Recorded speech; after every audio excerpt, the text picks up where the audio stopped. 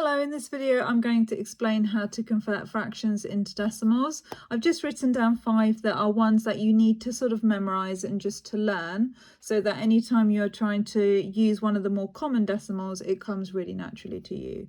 So we need to know that a half is 0.5. That's just a fact that is really useful to remember.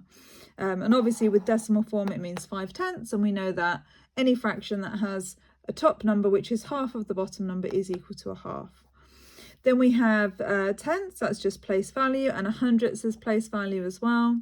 If we have 1/4 as very securely in our minds as 0.25, we can use that to work out 3/4 by just multiplying this by 3, which would be 0.75.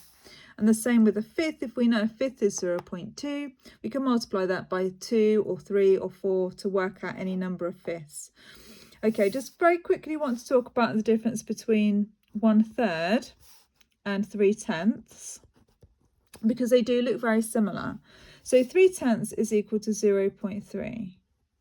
And we can see that from our 1/10 here. If we multiply that by 3, our 0.1 is going to be 0.3. But 1/3 is a little bit more complicated. This one is 0.3, but we have to put a dot over the top to show that it's recurring. So actually, we can never divide 1 by 3 exactly. There's always going to be a bit left over. So actually, this fraction would be 0.3333333 forevermore 3. But to save us writing out a billion threes, we just put a dot at the top. And that shows that that 3 would continue. So they look very similar, but there is a difference between those. This is a bigger fraction than this one. Okay, so if we have a fraction that we can't easily, or we don't remember, we can't multiply one that we do know by it. So let's have a look at 3/8, for example.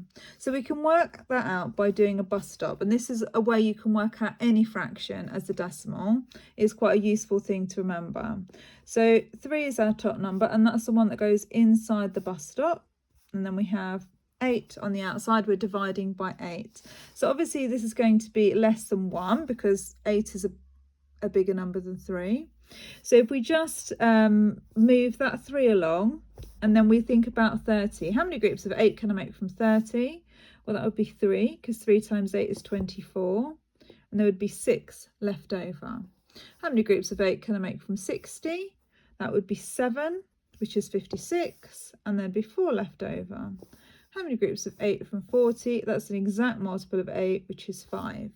So then I can see that 3/8 is equal to 0.375.